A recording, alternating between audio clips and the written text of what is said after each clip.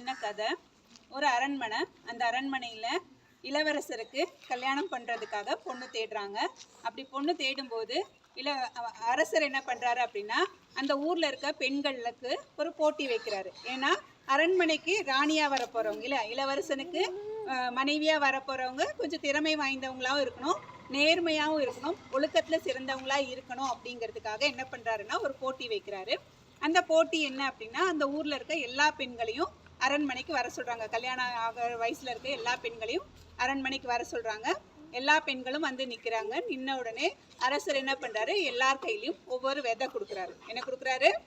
விதை. எல்லார் கையிலையும் ஒவ்வொரு விதை கொடுத்துட்டு, இந்த விதையை வந்து யார் வந்து நல்ல முறையில் வளர்த்தி செடியாக்கி அதில் பூவெல்லாம் வருதோ அவங்க தான் இந்த நாட்டுக்கு, இந்த இளவரசனுக்கு மனைவியாக போகிறாங்க அப்படின்னு சொல்லிட்டு எல்லார்கிட்டையும் ஒரு விதை கொடுத்து அனுப்புகிறாங்க.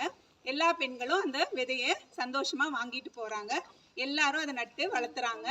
ஒரு பொண்ணோட விதை மட்டும் என்ன பண்ணியுமே வளரல. ஒரு நாள் பார்க்குறா, 2 நாள் பார்க்குறா, 3 நாள் பார்க்குறா, தொடர்ந்து 10 நாள் ஆகியும் விதை வரவே இல்லை. விதை போட்டால் ஒரு 2 நாள்லேயாவது வரணும், இல்லை அட்லீஸ்ட் ஒரு வாரத்துலேயாவது வரணும். அந்த விதை முளைச்சி செடியாகவே வரவே இல்லை.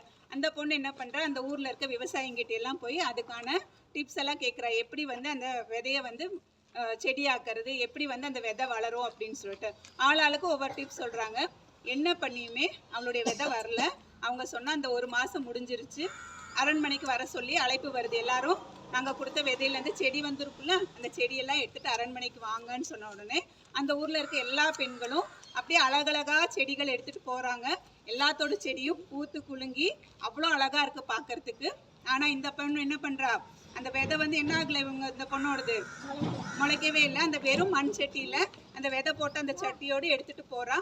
போய் எல்லாரும் அரண்மனையில் போய் பார்க்கும்போது இவளுக்கு ரொம்ப வருத்தமாக போகுது. எல்லாத்தோட செடியும் வந்திருக்கு, நம்ம செடி மட்டும் வரவே இல்லையேன்னு சொல்லிட்டு அந்த மண் தொட்டியோடு அங்கே போய் நிற்கிறா.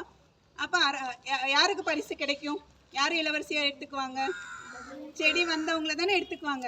அதில் யாரோட செடி அழகாக வந்திருக்கோ அவங்கள தான் செலக்ட் பண்ணுவாங்கன்னு அந்த ஊரில் எல்லாருமே காத்துட்டு இருக்கும்போது அரசர் வந்து அறிவிக்கிறாரு, அந்த வெறும் மண் சட்டியோடு வந்தவங்கள வந்து இளவரசியாக தேர்ந்தெடுக்கிறேன், அந்த இளவரசனுக்கு மனைவியாக தேர்ந்தெடுக்கிறேன்னு சொன்ன உடனே எல்லாருக்கும் அதிர்ச்சி ஆயிடுச்சு. எப்படி நாங்கள் கஷ்டப்பட்டு வளர்த்தின செடியெல்லாம் இவ்வளோ அழகாக இருக்கும்போது ஒன்றுமே இல்லாமல் மண் சட்டியோடு வந்தவங்க வந்து எப்படி வந்து வின்னராக முடியும் அப்படின்னு கேட்கும்போது அவங்க சொன்னாங்க, அவங்க தான் நேர்மைங்கிற விதையை விதைச்சிருக்காங்க. எப்படின்னு கேட்கும்போது, நான் கொடுத்த எந்த விதையிலையுமே செடி வராது, நான் கொடுத்த எந்த விதையிலுமே செடி வராது, அவங்க மட்டும்தான். மற்றவங்களாம் என்ன பண்ணியிருக்காங்க, எல்லாரும் வேற இடத்துலேருந்து செடியை வாங்கிட்டு வந்திருக்காங்க. ஆனால் இந்த பொண்ணு நேர்மையாக உண்மையாக வந்து என்ன சொல்லியிருக்கா, அந்த விதை வளராதுங்கிறத கொண்டு வந்து காமிச்சிருக்கா. அப்போ அவள் தான் நேர்மையான பொண்ணு, அதனால நான் அவளை தான் இளவரசனுடைய மனைவியாக செலக்ட் பண்ணுறேன் அப்படின்னு சொன்னார்.